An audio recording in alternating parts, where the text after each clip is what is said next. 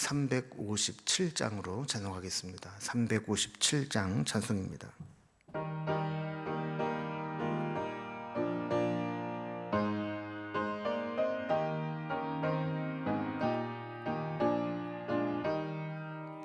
주 믿는 사람 일어나 다 힘을 합하여 이 세상 모든 마귀를 다 쳐서 멸하세.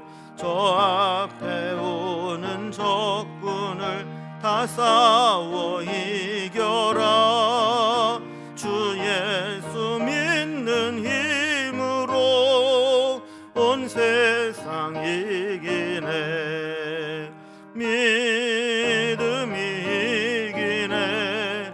믿음이 이기네. 주 예수를 믿음이 온 세상 이기네. 온 인류 마귀 괴율로 큰 죄에 빠지니 진리로 띠를 띠고서 늘 기도 드리세. 참 믿고 의지하면서 겁 없이 나갈 때 주 예수 믿는 힘으로 온 세상 이기네. 믿음이 이기네. 믿음이 이기네. 주 예수를 믿음이 온 세상 이기네. 끝까지 이긴 자에게 흰 옷을 입히고 또 영생복을 주시니 참 기쁜 일일세. 이 어두운 세상 지나서 저 천성 가도록 주 예수 믿는 힘으로 온 세상 이기네. 믿음이 이기네. 믿음이 이기네. 주 예수를 믿음이 온 세상 이기네. 아멘. 함께 나눈 하나님 말씀은 구약성경 사무엘상 30장 21절에서 31절까지 말씀입니다. 사무엘상 30장 21절에서 31절까지 구약성경 460면에 있습니다. 말씀을 제가 봉독하겠습니다.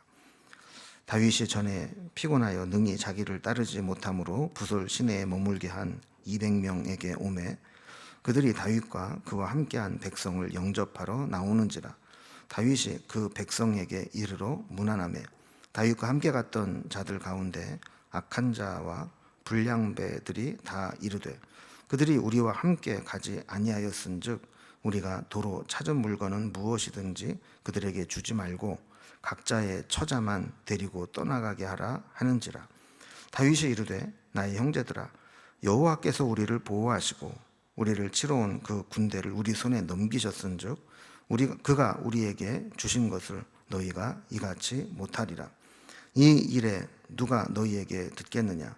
전장에 내려갔던 자의 분깃이나 수요물 곁에 머물렀던 자의 분깃이 동일할지니 같이 분배할 것이니라 하고 그날부터 다윗이 이것으로 이스라엘의 율례와 규례를 삼았더니 오늘까지 이르니라.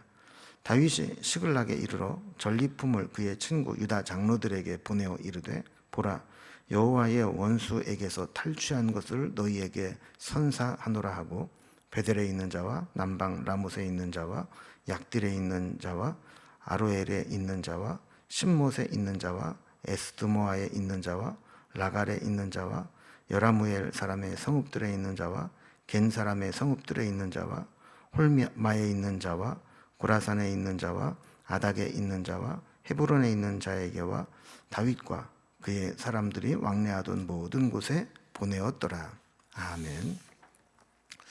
그리고 어제 살펴본 말씀에 이어서 보면 다윗은 자기의 거주지인 시글락을 약탈하고 식구들을 붙잡아간 아말렉을 추격해서 이 하나님의 도우심으로 빼앗긴 것들을 다 찾아오게 될 뿐만 아니라 또 아말렉이 다른 곳에서 약탈해왔던 것까지도 전리품으로 가져오게 되었다라는 것을 살펴보았습니다. 근데 또 인생은 산 넘어 산이라고 전쟁에 승리하고 전리품을 가지고 왔는데 이번에는 이 전리품을 또 배분하는 문제로 또 문제가 발생을 하게 됩니다. 다윗은 이때 분배할 때 있어서 누가 공을 세웠느냐, 이 공로주의 원칙이 아니라 우리는 하나님의 은혜로 이기고 왔기 때문에 은혜의 원리에 따라서 전리품을 배분해서 모든 사람이 이 승리의 기쁨을 함께 나누도록 하게 됩니다.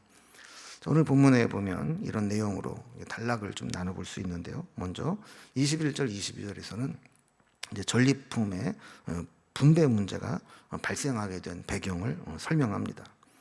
23절에서 25절까지는 이때 다윗이 어떤 원칙으로 이것을 분배할 것인지를 분명히 합니다.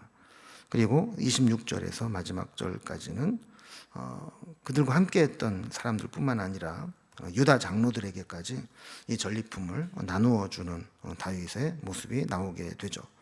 자, 그러면 이제 전리품 배분에 있어서 어떻게 했는지 단락별로 살펴봅니다. 먼저 첫 번째 단락을 보면 이 전리품 분배의 문제로 문제가 발생하게 되었다라는 것을 보게 됩니다. 자, 21절에 보면 아말렉 추격전을 가면서 원래 600명이 출발을 했는데 200명 정도는 피곤하고 지쳐서 부솔 시내를 건너지 못하고 낙오된 자들이 있었다 하는 것을 살펴보았습니다. 자, 다윗과 400명의 군사들이 아말렉을 추격해서 모든 빼앗긴 것들을 빼앗아 가지고 돌아올 때 그들은 부솔 시내에서 다윗과 또 그의 군대들을 영접하러 나왔다 그럽니다. 저희들은 이제 끝까지 지치고 피곤해서 함께하지 못했지만 어떻게 보면 부솔 시내에서 예비 전력으로 그들을 기다리고 있었던 자들입니다. 전쟁을 하다 보면 한쪽에서 기온이 빠지면 후방에서 대기하고 있던 자들이 예비 전력으로 투입되곤 했는데 아마 그런 상황으로 부솔 시내에서 대기하고 있었던 것 같습니다.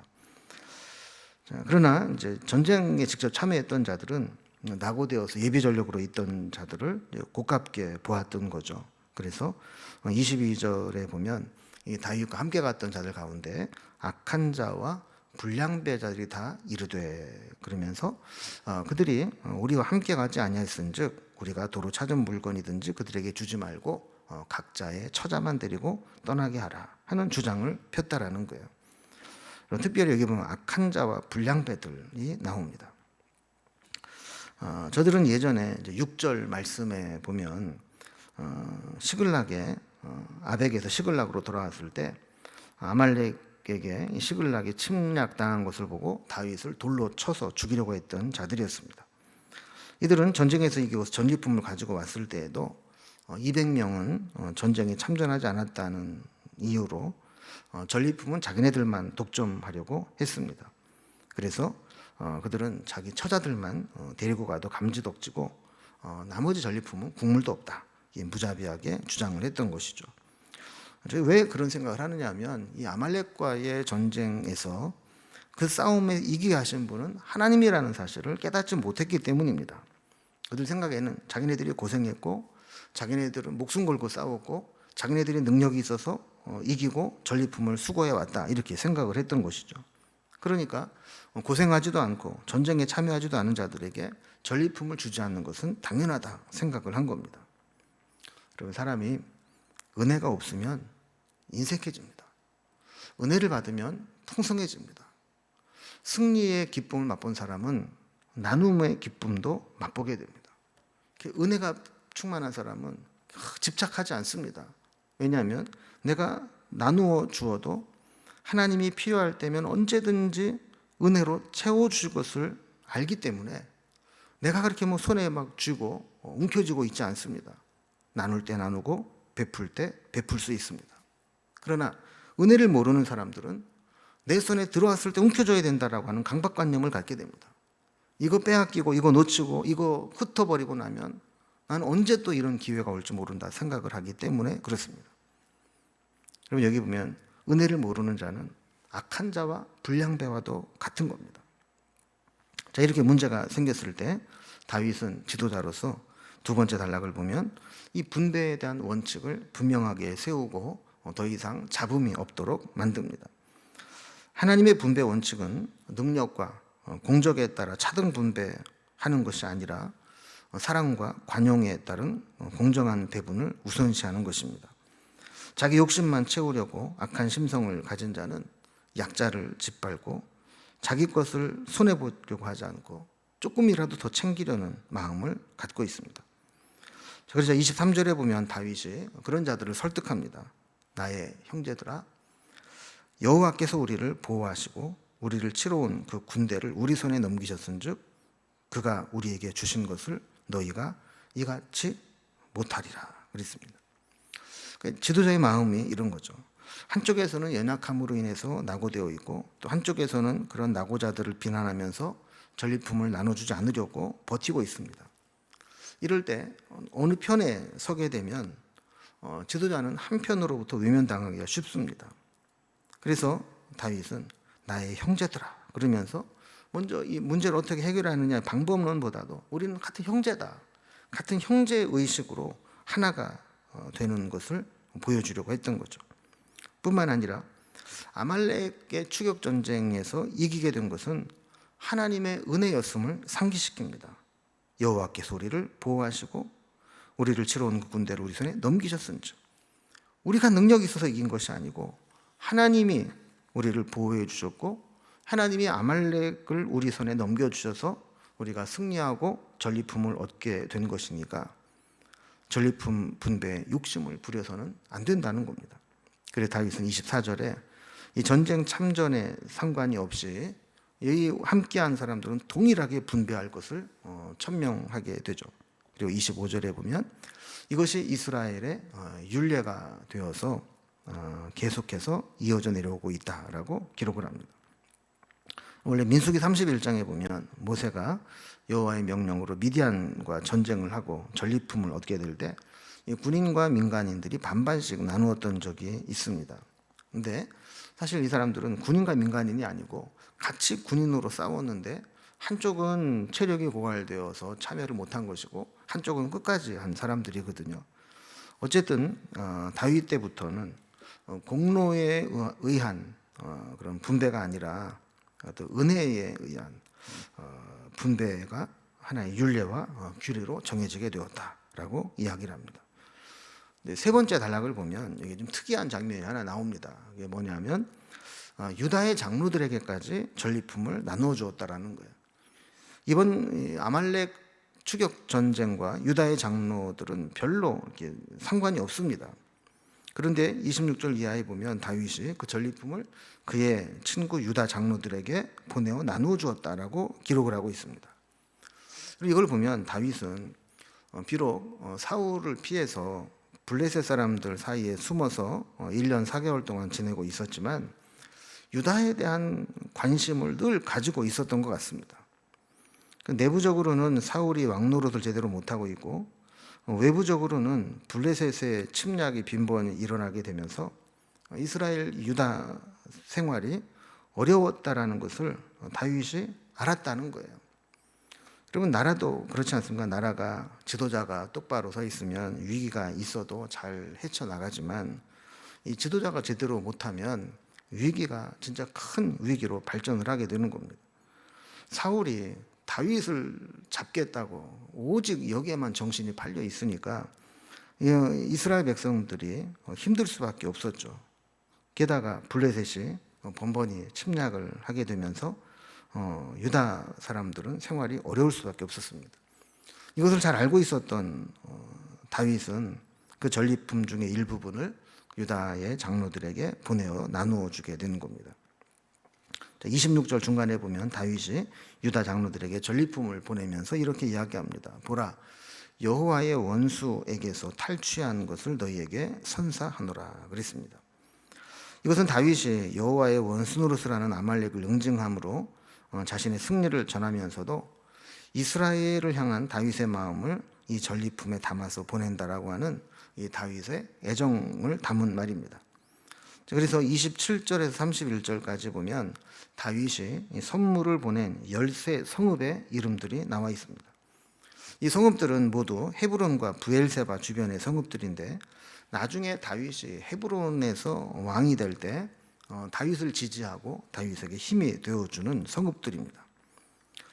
마지막 31절에 보면 헤브론에 있는 자에게와 다윗과 그의 사람들이 왕래하였던 모든 곳에 보내었다 그럽니다. 그러니까 다윗이 사울의 추격을 피해서 다윗과 그의 추종자들이 도망다니며 들렸던 여러 곳들입니다. 그러니까 다윗이 정말 힘들고 어렵고 도움이 필요할 때 기꺼이 그를 도왔던 자들이죠. 그들에게 다윗은 은혜를 기억하고 보답을 하고 있는 겁니다. 다윗은 이 선물을 각고을에 보내면서 또 유다 백성들과 더 돈독한 마음을 갖게 되고 그들의 마음을 얻게 됩니다. 그러니까 다윗이 직접적으로 이스라엘을 도울 수는 없지만 이렇게 어려움에 처한 유다와 이스라엘을 물질적으로 도우면서 이스라엘의 지도자로서의 모습을 갖추어가게 됩니다.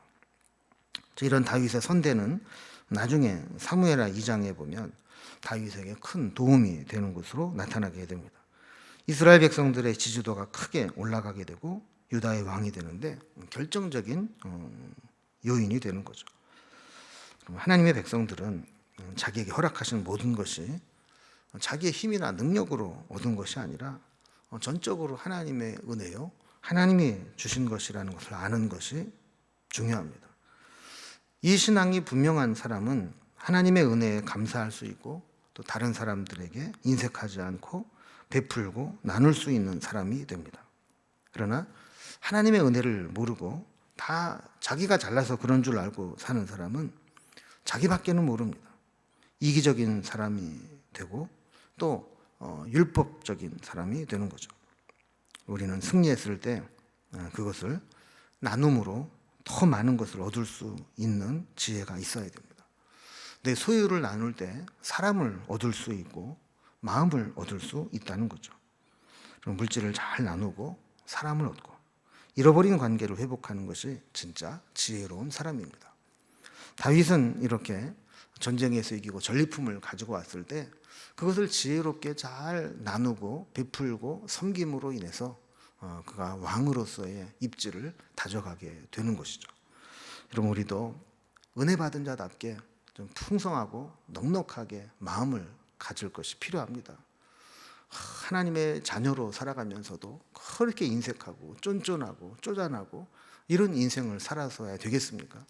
우리가 이래봬도 하나님의 자녀고 하나님 백성인데 다윗과 같이 은혜를 아는 사람은 베풀고 나누는 삶을 사는데 우리도 그런 삶을 살아갈 수 있기를 주님의 이름으로 기원합니다. 기도하겠습니다. 하나님 아버지, 다윗은 승리하고 돌아왔을 때 그것을 자기의 공로로 돌리지 않고 하나님의 은혜로 여겼습니다. 하나님의 은혜로 얻은 것이기에 내가 소유하고 내가 집착하는 것이 아니라 마땅히 나누고 베푸는 정신을 가지고 있습니다.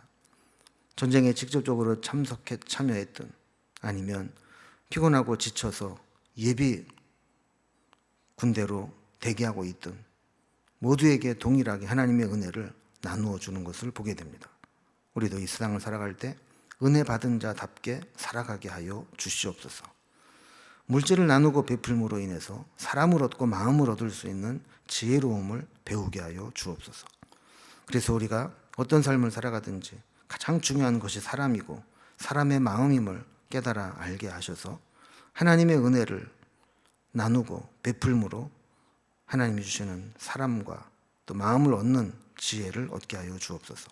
오늘도 하루를 살아가는 동안 이러한 지혜를 실천하며 살아갈 수 있도록 인도해 주시기를 원하며 예수님의 이름으로 기도드리옵나이다. 아멘. 각자의 기도 제목들로 자유롭게 기도하시겠습니다.